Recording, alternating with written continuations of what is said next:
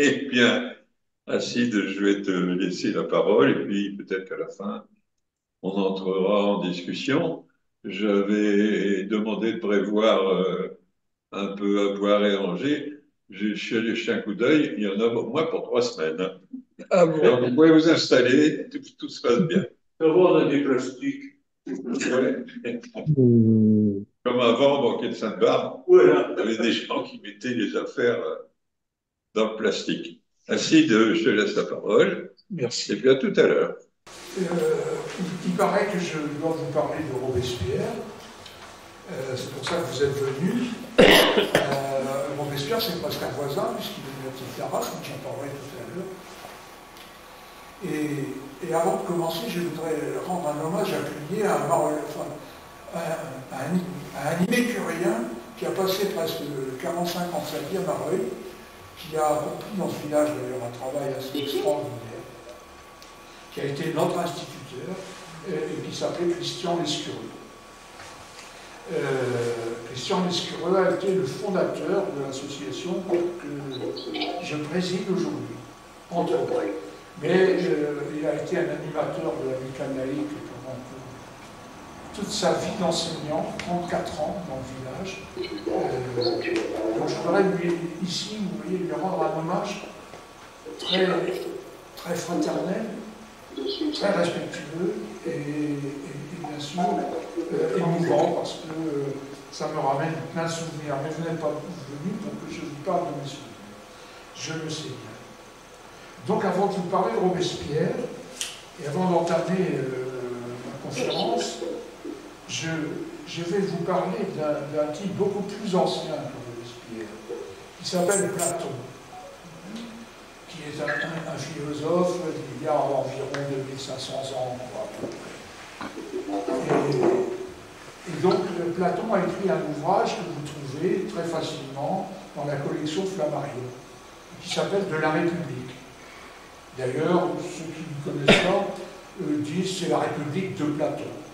C'est vrai qu'elle offre une réflexion intéressante et je vous en fais part. Donc Socrate est en train de parler avec Glaucon, votre philosophe. Et voilà que dans la République, en principe, presque on est tous frères. Et donc, voilà ce que dit Socrate à Platon. Pardon, à Glaucon. Il dit, vous qui faites partie de la cité, c'est entendu, vous êtes frères. Mais le Dieu qui vous façonne, produisant ceux qui sont faits pour commander, amenez de l'or à votre substance, ce qui explique qu'il soit du rang le plus honorable. De l'argent chez ceux qui sont faits pour servir d'auxiliaires, du fer et du bronze dans les cultivateurs et les hommes de métier en général. Ma mère aurait dit, si tu ne crois pas celle-là, je peux peut-être t'en raconter une autre. C'est d'ailleurs ce que répond Glaucon. Or, cette histoire, dit-il, possèdes-tu quelques moyens de faire qu'on y croit? Et Socrate, pour se sortir de sa difficulté, pas le moindre, du moins pour cette génération. Je le posséderais cependant s'il s'agissait de leur fils, de la postérité de ceux-ci, et enfin de toute l'humanité future. Alors, pourquoi je commence ma conférence, mon propos, par ce texte? Parce que nous sommes au cœur de la problématique. Quand je rencontre des gens, même mon petit-fils me dit, mais comment peux-tu être l'ami de Robespierre? C'est un tyran, c'est un dictateur. Et alors, évidemment,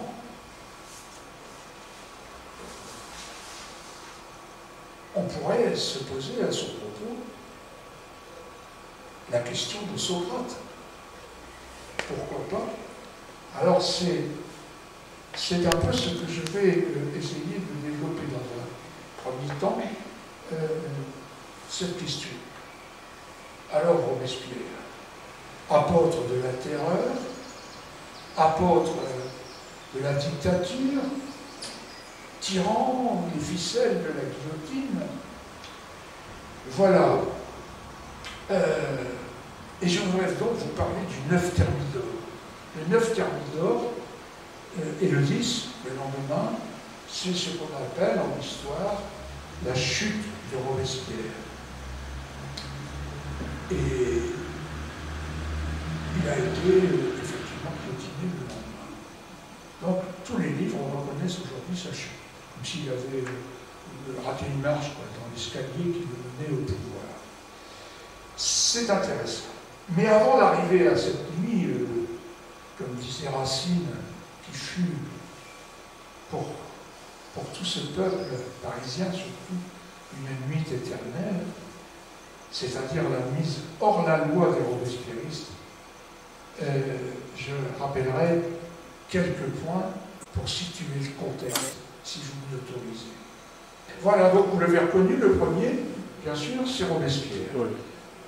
C'est le classique, son portrait est au musée parisien.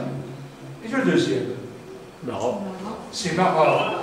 Marat, souvent, on le représente dans sa baignoire. Et là, il est en habit d'académicien, car Marat est médecin et il est membre de l'Académie de médecine. Vous avez reconnu Danton. Oui, bien sûr. Et puis, en gris, Saint-Just. Voilà. Et puis, tout à côté, là-bas, vous le voyez à peine avec ce fusil, mais ce sont les deux généraux qui ont gagné la bataille proche d'ici, la bataille de Wattignies, c'est du Quesnoy, en général, et Carnot, qui est membre du comité de salut public chargé des affaires de la guerre. Voilà. Donc j'ai mis quatre petites choses pour vous rappeler la prise de la Bastille, en 89, bien sûr.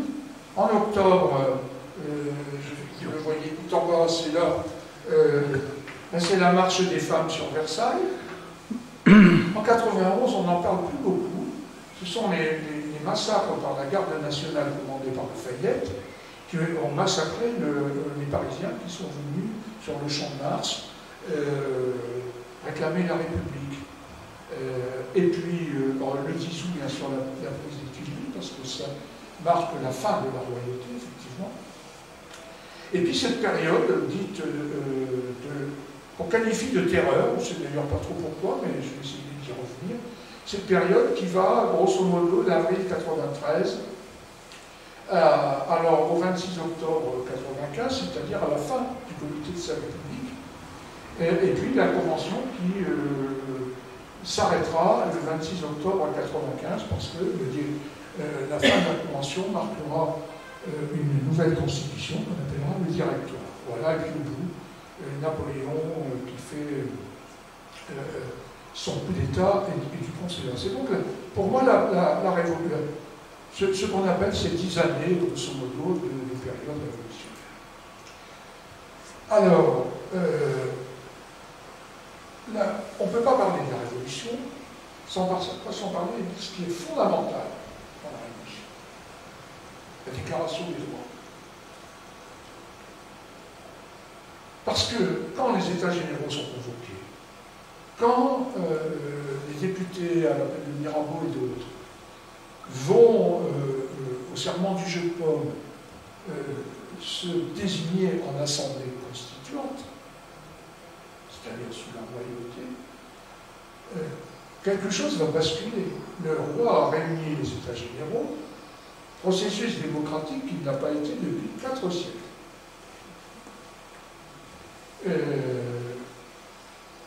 Pour régler des problèmes de finances, et celle du royaume.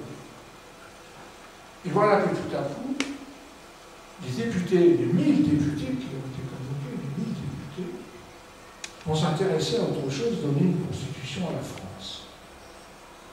Ça, dans un climat plutôt agité. J'y reviendrai. Ça, on a appelé ça même la grande peur. La Grande Peur, d'ailleurs, n'a pas commencé à la prise de la Bastille.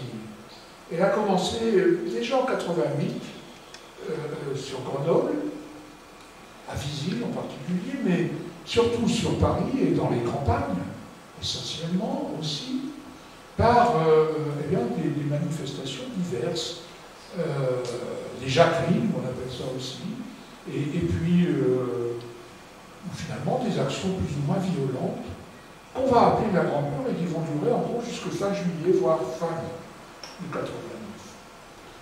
Et la Déclaration des droits va arriver dans ce climat. C'est celle de 89.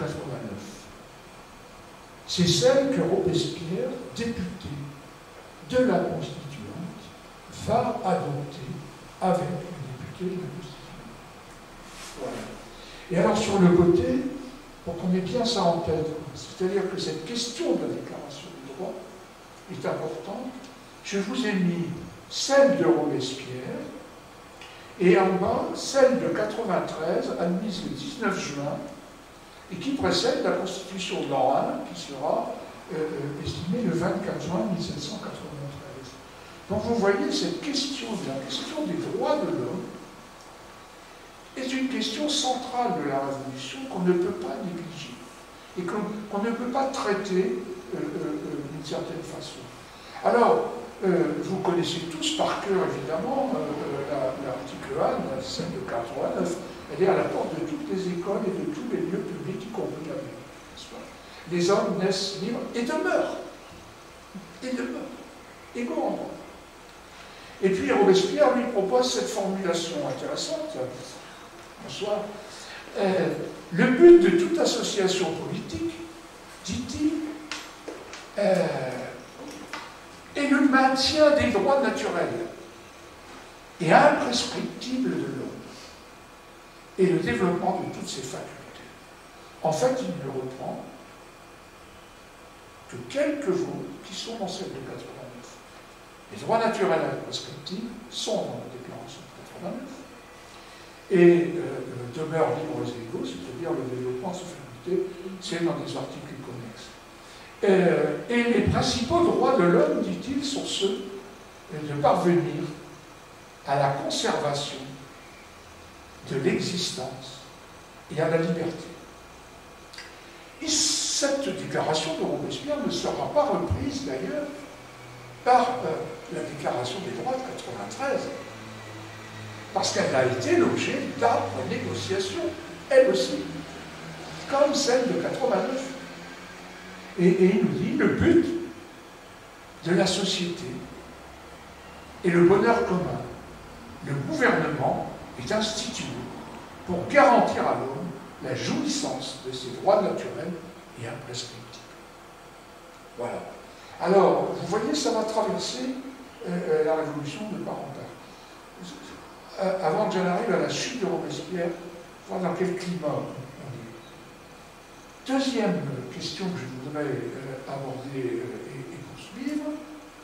Ah, pardon. Voilà, je reste là. La deuxième question, c'est que la Révolution répond à des aspirations extrêmement diverses.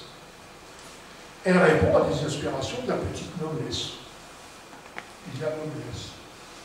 D'une certaine manière, elle répond de manière négative à des aspirations du clergé. Maintenons l'ordre existant. Et elle répond surtout à des aspirations du tiers-État. Mais qu'est-ce que c'est que le tiers-État? Ben, c'est ceux qui sont nobles du clergé. Et à la Constitution, qui rejoindra le tiers-État? Les curés de paroisse. Pourquoi? Parce que la révolution, avant tout, est une révolution paysanne, en même temps qu'urbaine. Elle est une révolution paysanne en même temps qu'urbaine. J'ai recopié pour vous, j'aurais aimé d'ailleurs, j'ai dit je vais faire ma conférence à partir du cahier de doléances de Mareuil. C'est très instructif, je vous recommande d'y aller. Vous allez sur le site des archives départementales, vous allez cahier de doléances, vous tapez Mareuil, vous allez voir, très instructif. Je reviens donc, c'est une révolution paysanne. Pourquoi? La première raison, c'est que 85% de la population est paysanne. C'est aussi une révolution paysanne parce qu'elle est marquée par un désordre économique et une misère sociale importante parce que les récoltes de 87 et de 88 ont été particulièrement désastreuses. Et c'est aussi une révolution paysanne composite, parce qu'elle subit au quotidien de sa vie une société basée sur l'ordre et les ordres qui disposent, y compris dans les villages, de droits divers. Et puis surtout, des écarts de richesse extrêmement importants.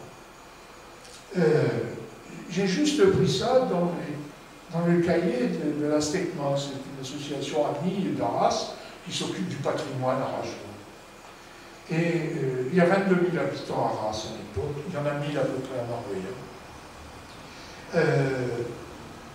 6 à 7 000 sont des conditions très précaires, et en particulier des femmes,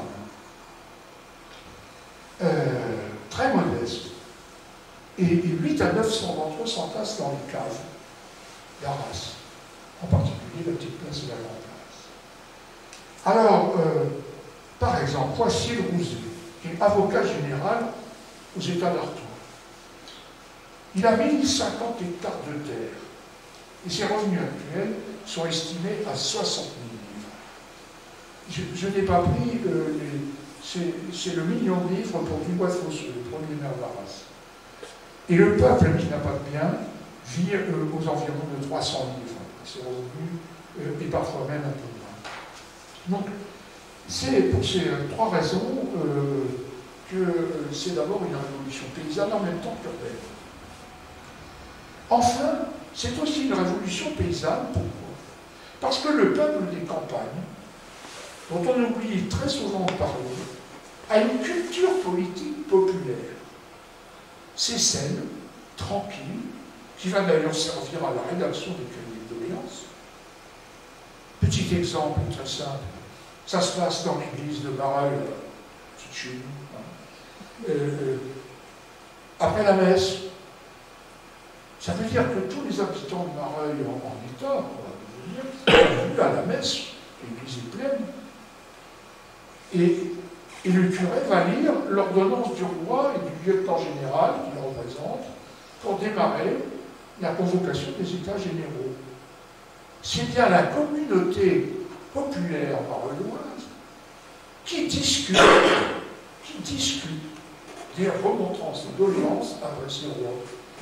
Et donc ça, c'est une culture politique qui date du fond des âges, c'est-à-dire la manière de régler les problèmes du village entre eux.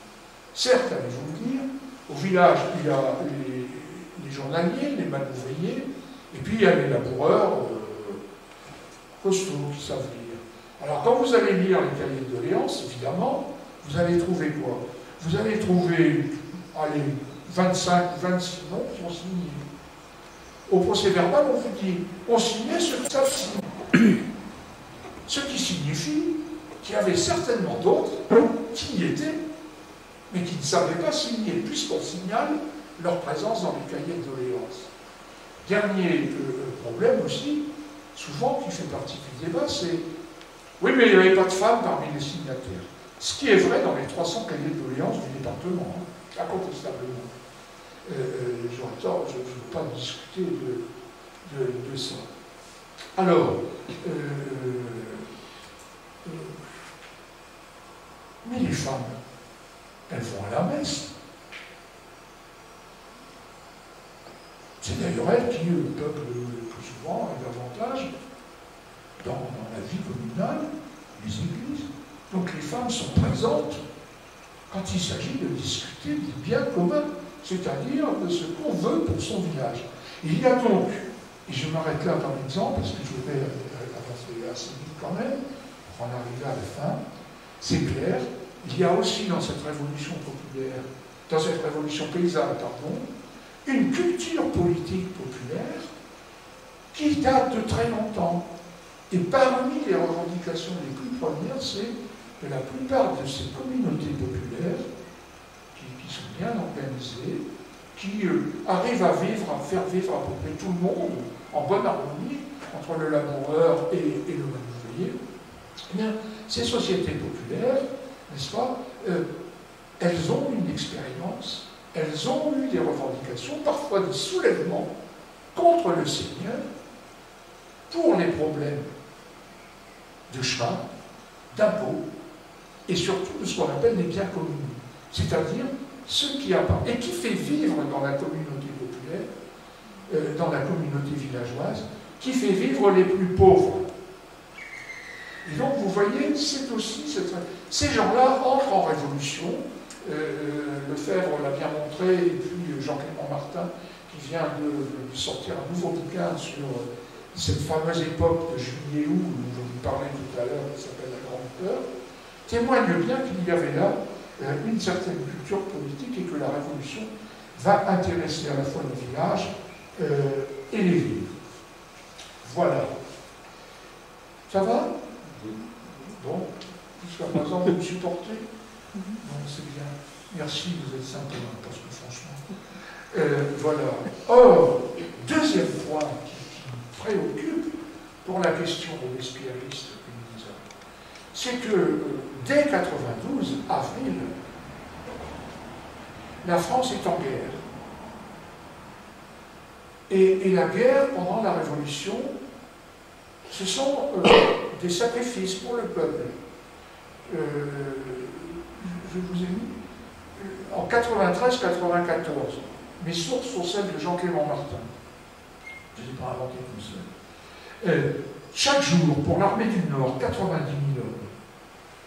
Il faut 184 bovins, 130 moutons, 80 tonnes de farine et 4 000 litres de vin.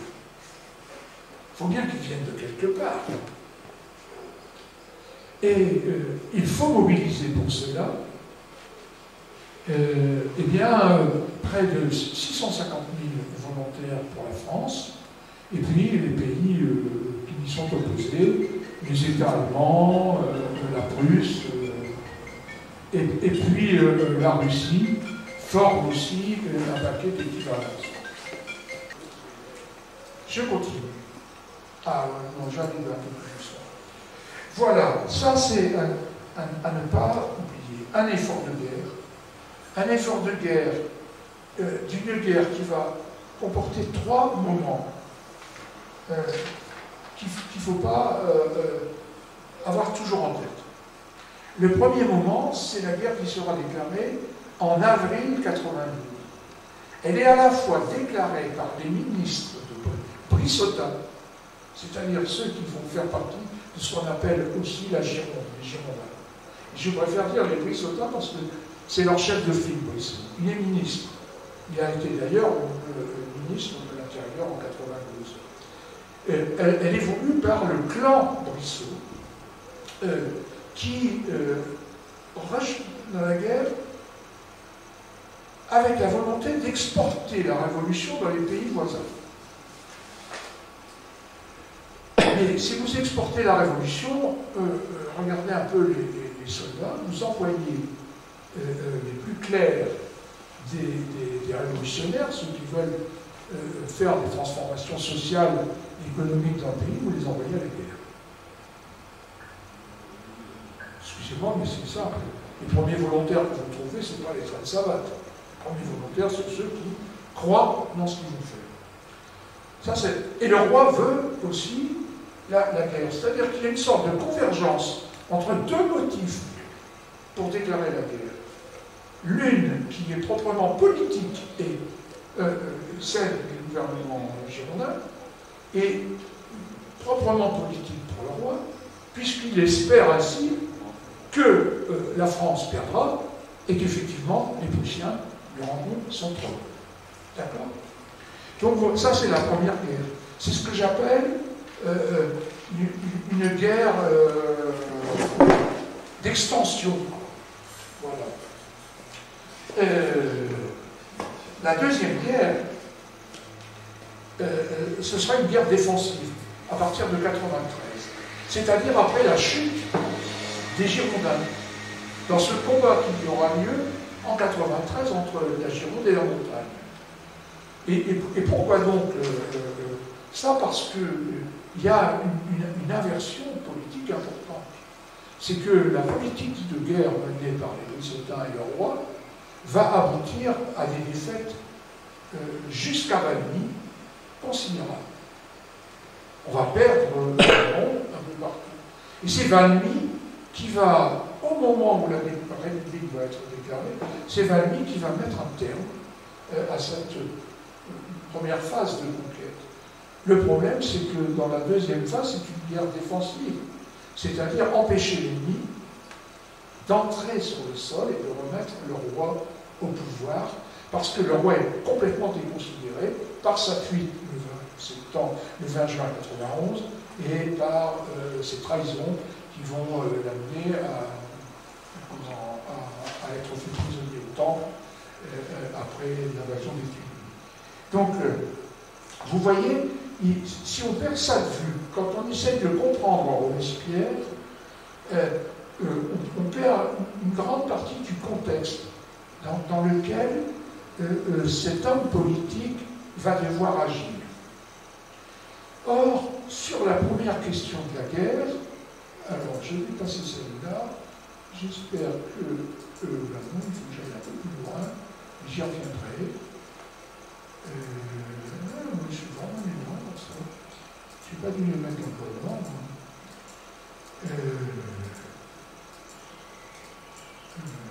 Voilà. Voilà ce que Robespierre va déclarer avec la Bretagne en 1993.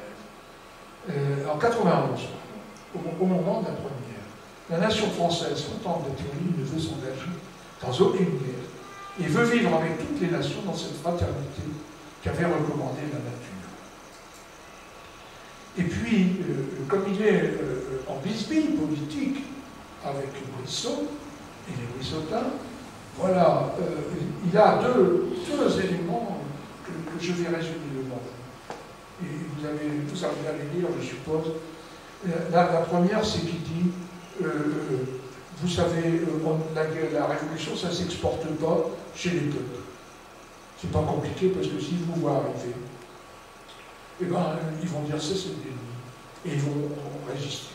Donc, aller conduire la révolution ailleurs, ça n'a pas de sens. Je vous laisse gamberger sur les événements récents. Hein? Okay. La deuxième, c'est que il dit quelque chose de fort aussi, mais pas à l'intention de Brissot. Il le dit à l'intention du peuple parisien. Il le dit aussi à l'intention du peuple des campagnes. Il dit pendant une guerre étrangère. Le peuple, comme je l'ai déjà dit, dit-il, c'est dans son discours de décembre 92, de janvier 92, pardon, distrait par les événements militaires, des libérations politiques qui intéressent les bases essentielles de sa liberté, prête une attention moins sérieuse aux sources de manœuvre des intrigants qui les minent, du pouvoir exécutif qui les ébranle, et à la faiblesse ou à la corruption des représentants qui ne le défendent pas. Ça, c'est un argument fort. Je le traduis dans un autre langage. Robespierre me dit, mais quand vous êtes en état de guerre, forcément, les libertés, l'égalité du haut peuple et les soins qu'il faut lui apporter passent au second plan. Et finalement, c'est aussi un argument pour ne pas donner raison à la démocratie populaire.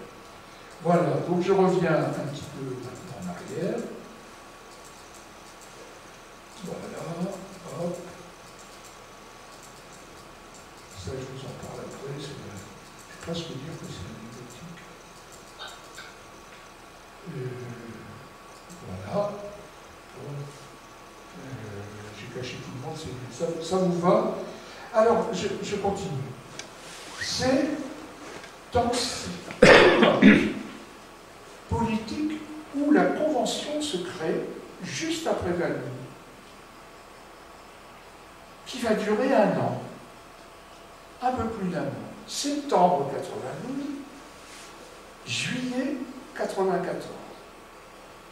Toute l'année 93, en gros, et une bonne moitié de l'année Alors, je parle après que se passe-t-il? À la Convention sont élus à peu près 900 députés avec les suppléants. C'est un système électoral qu'on a copié sur celui de la législative, parce qu'entre le 10 août et le mois de septembre, comme il y a vacance du pouvoir, il n'y a plus de roi. Il faut aller vite. À une nuance près, c'est que le suffrage censitaire de la législative, qui ne donnait la parole finalement qu'aux gens riches qui pouvaient payer, ça s'appelait le marc d'argent, le suffrage censitaire qui avait été préservé à la législative, c'est-à-dire le pouvoir des possédants, à la Convention, Robespierre obtient ce qu'il n'a pu obtenir pour la législative, dont il n'est plus le député d'ailleurs. À la Convention, il obtient le suffrage universel. Évidemment, les féministes vont dire d'accord, sauf les femmes. Mais Condorcet, qui pourtant a beaucoup parlé pour faire plaisir à son épouse Sophie du rôle des femmes pendant la Révolution, je connais bien ça pour son projet sur l'école primaire, Condorcet a jamais, nulle part, écrit que les femmes devaient avoir le droit de vote. Elles avaient le droit d'être instruites, mais quant à avoir le droit de vote, quand même, hein, bon. Voilà, et Robespierre est comme les autres sur cette question, pas plus. Il y en a qu'une qui va lever le petit doigt là-dessus, c'est Olympe de Gouges. Elle n'est pas la seule d'ailleurs. Plusieurs femmes à l'époque, Madame de Caradio aussi, sera pour ça, pour le droit de vote. Mais grosso modo, ce n'est pas la mode. Mais ce n'est pas seulement la mode parce que nous raisonnons aujourd'hui en termes d'égalité homme-femme. Ce n'est pas la mode parce que dans le système électoral qui va s'installer à partir de la Convention, c'est-à-dire à partir de 93, jusqu'en 95, où elle sera abolie, le système électoral est tel que ce sont dans les assemblées primaires de village qu'on va désigner les députés. Et non seulement on va les désigner, mais ils ne seront pas députés comme aujourd'hui, c'est-à-dire à titre personnel ou au nom d'un parti politique. Ils seront les mandants des populations qui vont les élire. À 3 niveaux, c'est compliqué, ça dure 3 semaines, ça se dispute, c'est assez cocasse, on s'injurie, on se traite de tous les noms, il ne faut pas croire, tout le monde n'est pas poli dans cette affaire. Penn qui est anglais et sera élu député dans le Pas-de-Calais, ça va se faire traiter d'étranger avec des propos que vous qualifieriez aujourd'hui de racistes, parce qu'il est anglais et que vers Boulogne, on n'aime pas les Anglais pour des problèmes divers et surtout de disputes sur la mer, tout simplement. Hein. Bon. Et donc, vous voyez, effectivement, les femmes ne votent pas. Seulement, les femmes sont présentes au départ de la question. Et puis, on oublie trop souvent, on me dit que je rêve, mais dans l'état des mœurs de l'époque, le plus féministe, c'est Diderot, l'homme des Lumières. Ceux qui ont vu ce très beau film avec Cécile de France et Baer, qui s'appelle La Marquise de je ne sais plus quoi, pour découvrir quelle est la nature même du féminisme de Diderot et la place des femmes dans la société. Mais les femmes participent beaucoup plus qu'on croit à la vie politique. D'abord, ce sont elles qui sont allées chercher les Parisiennes que vous allez chercher le roi à Versailles. C'est pas rien. Hein. Mais vous ne savez pas ce qui est arrivé à celles qui menaient la bande. Celles qui menaient la bande ont été arrêtées, mises en prison, et certaines déportées, comme les prostituées dans les colonies. On n'en parle pas, mais c'est la réalité. Vous les trouvez dans les archives parisiennes de l'hôtel de ville. Bref, vous voyez, si je le dis ça, et cette convention de 900 députés, il n'y a pas de majorité. D'abord, il n'y a pas de parti politique. Il y a des clubs qui discutent dehors. Le club des Jacobins, le club des Feuillants, le club des Cordeliers, qui attire du monde en région parisienne, mais on discute aussi dans les villages, dans les petites villes. Pourquoi? Parce que les Jacobins vont avoir des gens qui les rejoignent, avec qui ils vont correspondre, même chose pour les autres, etc. Il n'y a pas de parti politique. L'invention des partis politiques, ce sera la Révolution, et surtout après celle de 1848. Ça aussi, il faut l'avoir en tête pour essayer de sortir de nos représentations qui sont celles de la Ve République avec un président élu au suffrage universel, des partis politiques, etc. etc. Non, les choses sont un peu différentes. Alors, donc, ni le parti robespierriste, ni le parti brissotin, ni les partisans d'Hébert ne sont majoritaires à l'Assemblée. Ce qui est majoritaire à la Convention, c'est la plaine. C'est-à-dire ceux qui sont d'un côté ou de l'autre, etc. Mais ce qui les rejoint, et je crois qu'il faut l'avoir en tête, et je le dis de manière un peu rassemblée, ce qui les rejoint, c'est que, oui, la souveraineté, je reviens à la Déclaration des droits, la souveraineté populaire, elle s'exprime à la Convention, qui est là pour faire les lois. Le problème, c'est que pour faire les lois, ben, on n'a pas de constitution. Et les brissotins vont traîner un an avant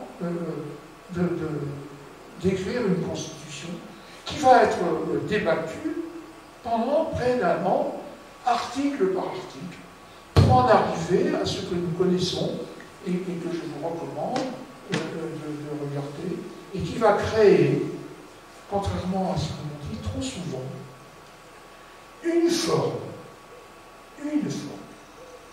de rapport entre le législatif et l'exécutif.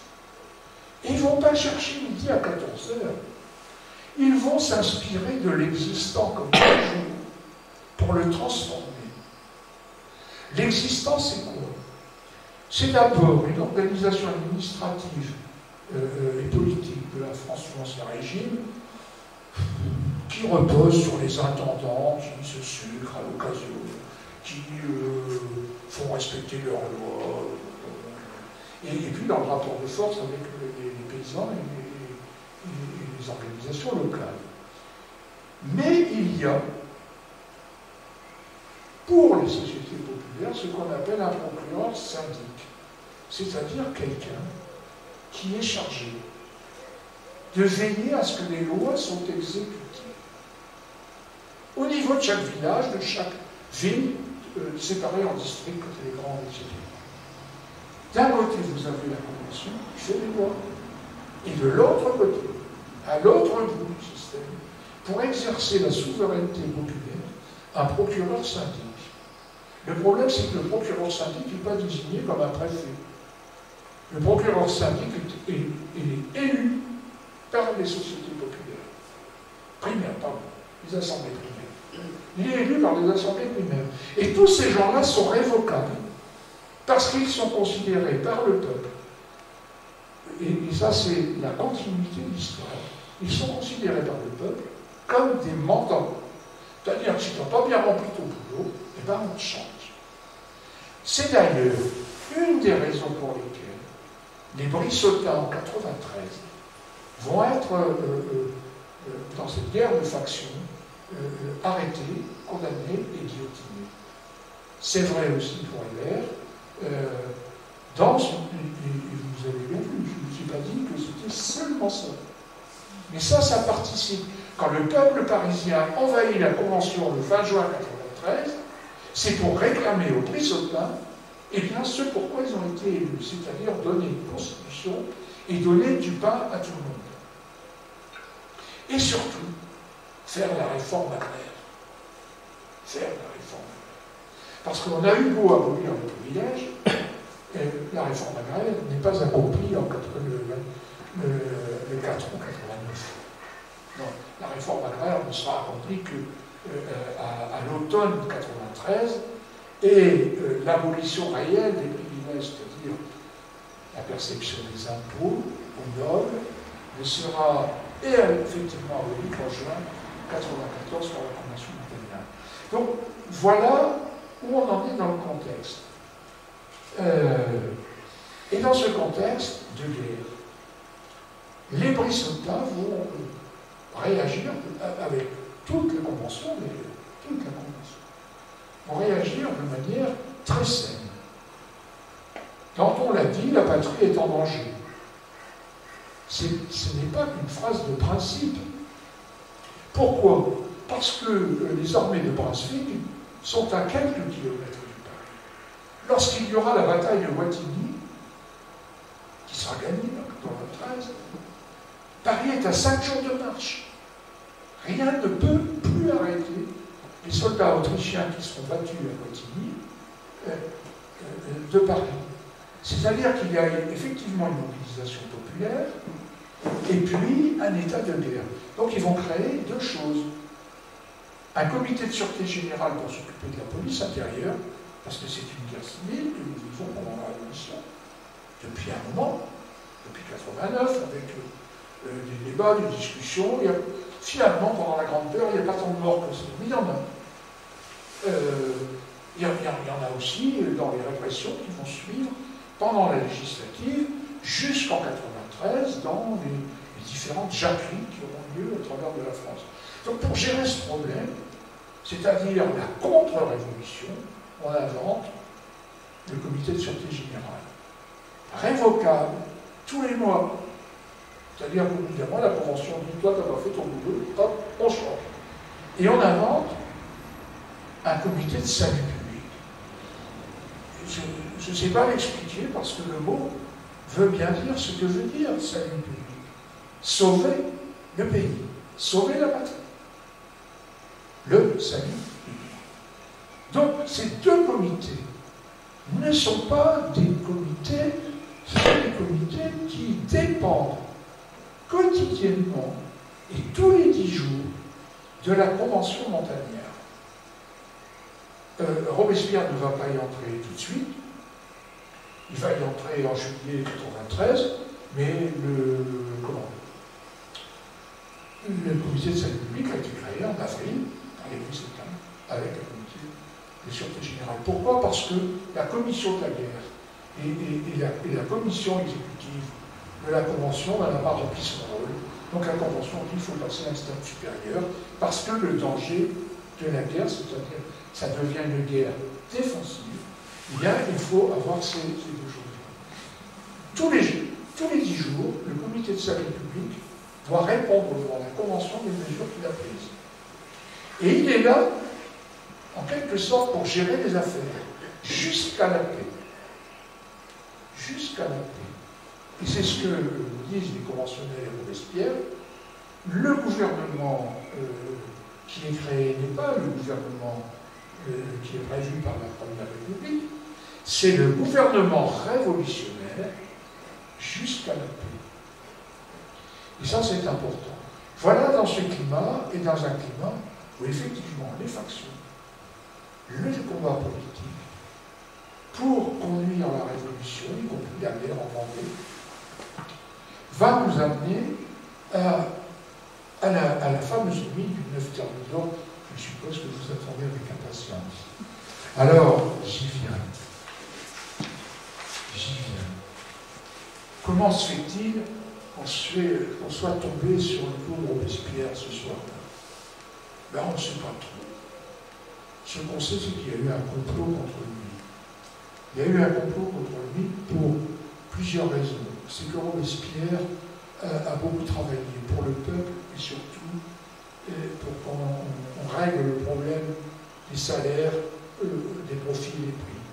C'est-à-dire la loi du maximum, et qu'on donne à manger à tout le monde. On n'est pas trop content non plus, c'est qu'il finit par triompher, c'est-à-dire que son débat politique finit par envoyer 700 000 volontaires pour défendre le pays. On n'est pas venu chercher les volontaires avec un fusil dans les villages. C'est très compliqué. Et puis il y en a qui reviennent, il y en a qui repartent. Mais non, ceux qui sont allés, ce sont des jeunes et ils sont allés. Donc on lui reproche ça. Qu'est-ce qu'on lui reproche aussi? On lui reproche, déjà à l'époque, de devenir dictateur. Pourquoi? Parce que il a fait rappeler par le comité de de salut public quelques chargés de mission pour vérifier l'application des lois dans le village, qui en ont un peu abusé. Alors ceux qui en ont un peu abusé, c'est Allian, c'est Collot-d'Herbois, c'est Fouché, c'est Hamar, qui arrivaient sur place, on a un peu rajouté. Fouché en particulier a fait de la déindustrialisation de son plan de bataille. Ça n'a jamais été la position de Robespierre, c'est d'ailleurs pour ça qu'il a fait revenir. Et ce qu'on oublie surtout, c'est que pendant toute la durée de la Révolution, la liberté des cultes a été garantie, alors que le pape Pie VI, en 91, a déclaré la guerre à la Révolution et a demandé à ses prêtres de rester fidèles à l'Église. Donc fidèle à l'Église, c'est fidèle à la royauté. D'accord? Puisque la France est la fille de l'Église. Donc, sur cette question, et puis Robespierre, épuisé, est absent du comité de salut public à partir de mars, c'est-à-dire là où les affaires vont mal. En gros, jusqu'en juin déjà. Il vient aux Jacobins, mais on ne sait pas.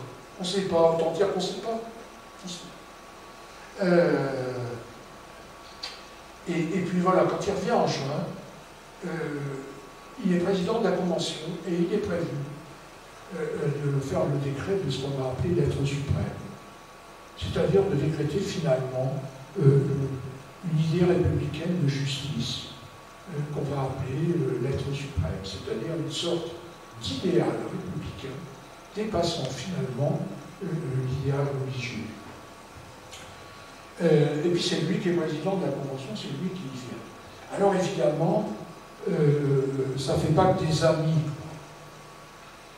L'autre question qui est posée aussi à ce moment-là, c'est la question de en finira-t-on avec la guerre qui coûte en hommes, en réquisition, en finira-t-on?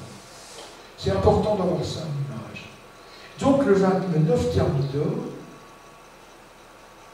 c'est une journée à la Convention comme les autres. En fait, la Convention doit régler un problème. Il faut faire une fête pour honorer les jeunes soldats, les fils de troupes, les enfants de troupes, ça s'appelle, de mars, ça s'appelle comme ça. Et donc il va y avoir une fête pour qu'ils passent dans le rang supérieur. On vient de gagner la bataille de Floris, la France est en paix. Mais ça ne se passe pas tout à fait comme ça. Ça ne se passe pas tout à fait comme ça.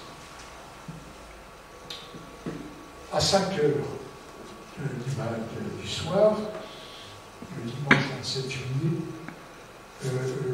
à 5 heures du matin, le comité de salut public qui a travaillé toute la nuit arrête ses travaux, il fait très chaud, c'est l'orage, et vers 11 heures, alors combien ils sont, on n'en sait rien. Il y a Saint-Just, c'est clair, il y a Collot-d'Herbois, il y a Billaud-Varenne, il y a Barrère, il y a la moitié du comité de salut public qui est là.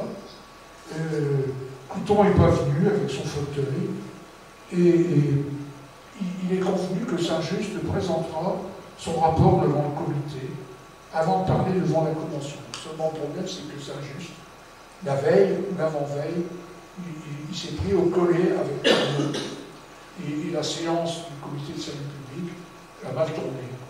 Ils se sont séparés fâchés, pour dire autrement. Et donc, Saint-Just pousse le bouchon à ne pas rendre compte à ses amis du comité de salut public. C'est dans ce climat-là que le comité de salut public fait son entrée à 11 heures. C'est Thuriot qui est président, parce que les présidents changent eux aussi, tous les jours, et très régulièrement. Il n'y a pas de président. La Convention. Il n'y a pas. C'est un président qui tourne. Et puis Saint-Just, alors tous les matins, à la Convention, on accueille les pétitions. Saint-Just se présente à la tribune et demande la parole. Robespierre est là, assis, il ne dit rien. Et avant que Saint-Just ait dit 3 mots, Talien l'attrape et lui dit t'as pas le droit de parler, en gros, voilà. Il intervient. Et Saint-Just commence d'ailleurs son discours en disant je ne suis d'aucune faction. Et Talien l'interrompt et lui dit moi aussi, j'appartiens à aucune faction. je demande que le rideau soit entièrement déchiré. Là-dessus, tout le monde s'agite, on ne sait pas de quoi on parle. Et puis, vers 12h30, Billaud Varenne intervient. Il fait arrêter un homme dans les tribunes, vraisemblablement un ami de Robespierre, et il arrive et il déclare devant tout le monde. Alors vous voyez, c'est une caricature de l'époque, c'est-à-dire un dessin qui a été. Il n'y avait pas l'appareil photo là, à l'époque, les peintres ont dessiné. Alors, vous voyez ici Robespierre, il y a Tallien qui est sur la tribune, il y a certainement Lebas qui essaye d'interrompre tout le monde, et puis il y a Saint-Just qui est fâché, enfin bref, c'est un sacré tumulte. Et donc, le moment de dire toutes les vérités, et je m'étonne de voir ici Saint-Just à la tribune. Ça chauffe, pour le dire en termes vulgaires. Ça va durer jusqu'à 13h. Et Billaud Varenne s'en prend directement à Robespierre, à qui il reproche la loi du 22 Férial. C'est une loi terrible, c'est celle qui aggrave et accélère le passage devant le tribunal révolutionnaire et surtout supprime les avocats. Et donc, effectivement, Billaud Varenne tape dans le mille parce qu'il y a des gens qui se sentent menacés et qui expriment l'horreur. Voilà. Et puis ensuite, Billaud Varenne dénonce des généraux de l'armée du Nord, ceux qui commandent aussi les troupes qui sont à Paris. Donc ils sont mis en état d'arrestation. Curieux. Alors, Robespierre, et donc dans un seul cri se fait entendre périssent tous les tyrans. Robespierre s'élance à la tribune, une fois, deux fois. Tallien reprend la parole, le traite de Catalina, de Cromwell.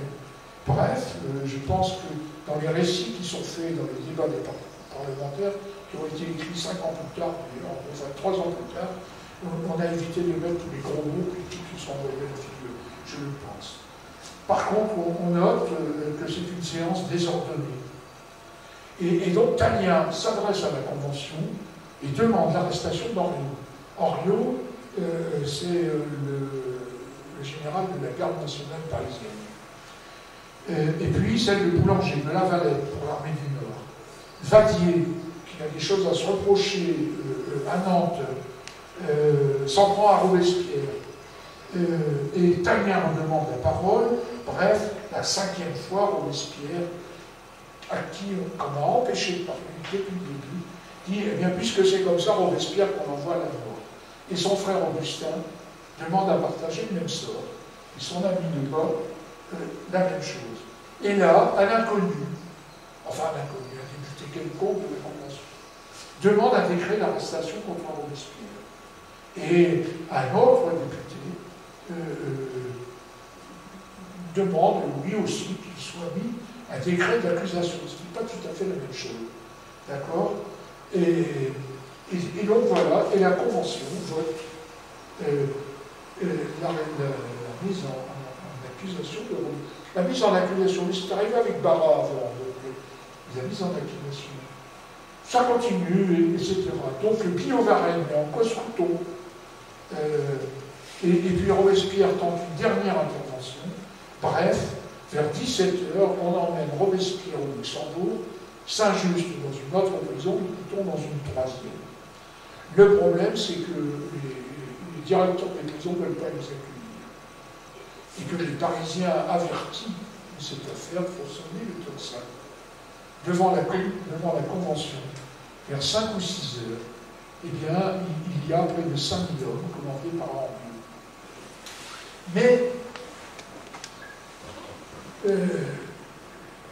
l'état des forces est à peu près celui-ci. En bleu, ceux qui sont favorables à la Convention, les sections parisiennes, c'est-à-dire celles qui envoient des gardes nationaux, nous sommes d'accord.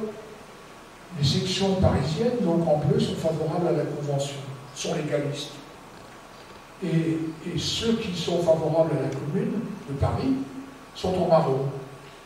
Un simple coup d'œil, vous voyez que ceux qui sont favorables à la Commune de Paris, à Robespierre, ne sont pas majoritaires. Puis il y a les indécis, c'est légitime. Voilà. Alors, dans cette nuit sans fin, Il va falloir arrêter, j'ai plus de... ah oui, bon, ça fait 1 heure que je parle, donc Voilà. Voilà. bien. Et dans cette nuit sans fin, donc, Robespierre étant fini par être emmené à l'hôtel de ville, ses amis lui demandent de donner l'ordre à Henriot d'intervenir. Ni Saint-Just, délégué aux armées, ni Robespierre, ni Couthon ne vont donner l'ordre. Ils vont accepter la situation telle qu'elle est. Il y aura pas d'ordre. Il fait chaud, on a bu, on s'est énervé. Ce qui fait que vers 19h, tout le monde rentre chez soi. Et donc il arrive, à ce moment-là, ce qui devait arriver, c'est que l'armée et la garde nationale fidèle à la commune arrêtent Robespierre. Vous connaissez l'histoire, le gendarme Merdol lui donne un revolver, le bas se suicide, son frère Augustin se jette par la fenêtre. Bref, au petit matin, tout ce beau monde est arrêté. Ça, c'est assez intéressant. Donc, Guillaume Mazot appelle ça un coup d'État. Le lendemain, 21 des amis de Robespierre et les 3, Robespierre, son frère, et Couthon sont guillotinés, le 10. Puisqu'ils ont été mis hors la loi par la Convention. C'est-à-dire qu'on est passé du décret d'accusation au décret de hors la loi. Ils sont mis hors la loi par la Convention. Majoritaire. En rouge, vous avez toujours la Commune de Paris, puis vous avez des chiffres en rouge. Ça, c'est le lendemain matin, 10 novembre. La garde nationale va envahir tout Paris et arrêter 71 des, plus que ça d'ailleurs, une bonne centaine, 120. 120 des dirigeants des sections parisiennes. En gros, les maires d'arrondissement d'aujourd'hui. Ou les maires, les autres. Ils vont être arrêtés et guillotinés le lendemain, 11 juillet. Au total, 107 personnes en 3 jours seront guillotinées par Tallien et les siens. Ça pose problème quand même quand on dit que la terreur, c'est Robespierre. Alors, ce qu'il faut accélérer, vous comprenez. Alors, la répression va se faire aussi de 2 manières. Donc, on va guillotiner 71 personnes et on va en déporter dans les colonies à peu près une bonne 50aine. Ils seront mis en état d'arrestation. En gros, toute la commune de Paris favorable à Robespierre est décimée en 2 jours. Et on va faire la même chose dans les villes et les villages de toute la France. Ça va s'appeler la terreur blanche. Et ça va durer. Jusque-là, bon, c'est une guerre de factions. Et le 25 août, quand tout est à peu près calmé et que tout le monde a peur, quand même, voilà Tallien qui monte à la tribune de la Convention. Et voilà ce qu'il nous dit. Il existait un système de la terreur. Tout le monde le regarde interloqué, car depuis que je vous parle, je ne vous ai jamais dit qu'il y avait eu l'instauration d'un système de la terreur en 93. Danton avait demandé la terreur à l'ordre du jour, la commune parisienne avait demandé la terreur à l'ordre du jour contre les ennemis de la Révolution, mais la Convention avait refusé que ce soit mis à l'ordre du jour, n'avait donc jamais décrété un système pour ça, et Robespierre en était le premier. Donc, Tallien nous dit, oui, mais enfin quand même, il y a eu des morts, oui, il y a eu une répression terrible. Personne ne dira le contraire, si vous dites le contraire, vous allez dire, il raconte n'importe quoi, ce type. Non, il y a eu une répression terrible. À Paris, dans les villes, mais Madame Simonin, historienne, dit, la terreur, c'est pas la guillotine. ce sont les fusils. Et elle prend l'exemple que je reprends, c'est la bataille de Wattignies. 2 jours, 7000 morts. Oui, c'est la guerre. Alors, voilà notre ami Tellien qui nous dit, voilà, il y a eu un système de la terreur, c'est une véritable organisation politique qui demande des hommes et qui ne vise que d'installer la tyrannie. Qui ne vise que d'installer la tyrannie. Et il nous dit, tout ce que vous venez d'entendre n'est qu'un commentaire de ce qu'a dit Barrère à cette tribune 15 jours avant. Du système de la terreur, le lendemain de la mort de Robespierre. Et j'y ajoute une réflexion personnelle, dit-il. Ce système est le système de Robespierre. C'est lui qui le mit en pratique avec l'aide de quelques subalternes, dont les uns ont péri avec lui et les autres ont été ensevelis, forcément, très vite. À l'école, on appelle ça, c'est celui qui dit qui est.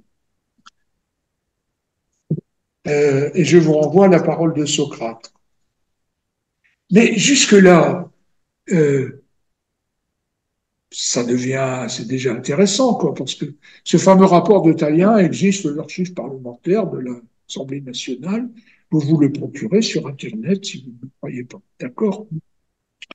Et il dit, voilà, moi je propose un décret. Quand je vous ai expliqué tout ça, là, vous êtes bien d'accord. Et puis vous, la Convention, vous n'avez rien fait. Hein.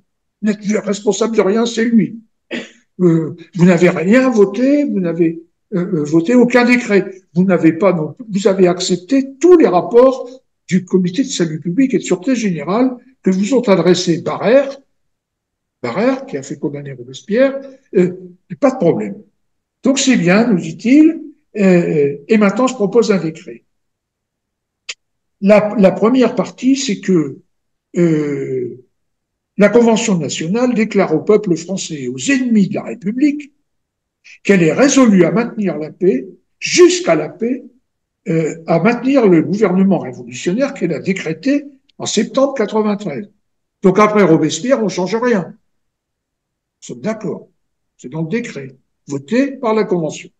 Puis il ajoute, et ça c'est drôle, elle déclare incompatible avec le gouvernement révolutionnaire et contraire aux intérêts du peuple la réunion actuelle des assemblées primaires, lieu d'exercice de la démocratie et de la souveraineté populaire, j'ajoute, inscrite dans la Constitution de 93.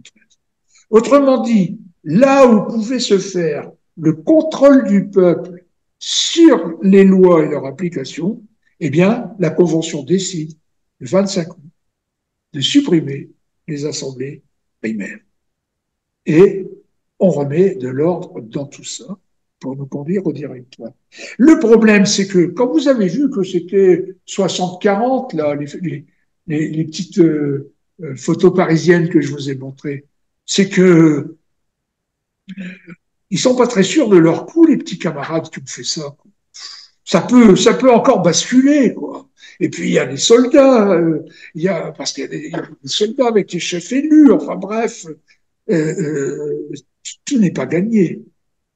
Alors comme tout n'est pas gagné, eh bien, on va entamer la propagande. Alors ça, c'est dans un livre, celle de gauche, là, vous voyez ma petite souris, là, vous voyez, là, voilà. Celle-là est dans un livre de première actuellement, on nous dit Robespierre est le responsable de la terreur. Voilà, c'est une propagande des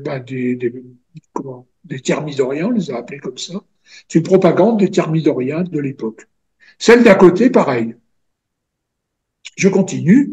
Celle d'à côté, ici, voilà, c'est le buveur de sang et celui qui fait le tri parmi les députés de la Convention. Et puis celle-là, alors je reviens un peu en arrière, excusez-moi.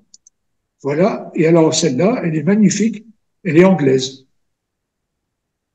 Et puis celle-là va faire le tour, voilà. Et alors de quoi on va, et pourquoi on a ça? Ben, c'est pas compliqué, parce que dans la propagande, il y a des trucs marrants. Par exemple, on va accuser Robespierre avoir vraiment voulu être dictateur. Et et non seulement il voulait être dictateur, mais il voulait épouser la fille de Louis XVI, qui était au temple, pour rétablir la royauté. Bon. Plus c'est gros, plus ça passe. Et la meilleure, c'est celle-là. Ça, c'est le buveur de sang. C'est parce qu'il faut bien utiliser le sexe pour faire de la propagande contre quelqu'un. Voilà qu'on a découvert que Robespierre et Saint-Just avaient une maison de campagne dans la banlieue, dans les environs de Paris, dans lesquelles ils faisaient venir de la campagne de pauvres jeunes vierges qu'ils défloraient, et pour qu'il n'y ait pas de témoins de ces déflorations, ils les assassinaient et en buvaient le sang. Eh ben ça passe, et on va se servir de toute cette propagande. Et on va jouer sur une autre propagande assez drôle, c'est la queue de Robespierre. Or, la queue de Robespierre, c'est quoi? Ben, ce sont les derniers robespierristes qu'on n'a pas encore arrêtés ni guillotinés, qu'on craint. Et on va jouer autour de la polysémie du mot queue, quoi. La queue de sa perruque, la queue des dragons, etc., etc. Et puis je passe sur le sexe de Robespierre. On en fera même des pièces de théâtre. Voilà. Vous l'avez ici, celle-ci, là, que j'ai piquée chez un ami, avec des vers. Je ne peux pas vous la donner, mais vous la trouverez très facilement sur Internet. Voilà ce que je voulais dire sur cette partie. Alors, ça, je termine et je conclue, quoi. Robespierre dictateur, excusez-moi, mais il faudrait peut-être un peu réinterroger l'histoire. Robespierre responsable de la terreur, il faudrait peut-être aussi réinterroger l'histoire. A-t-il eu une part dans cette affaire? Incontestablement, Robespierre a signé des décrets d'arrestation.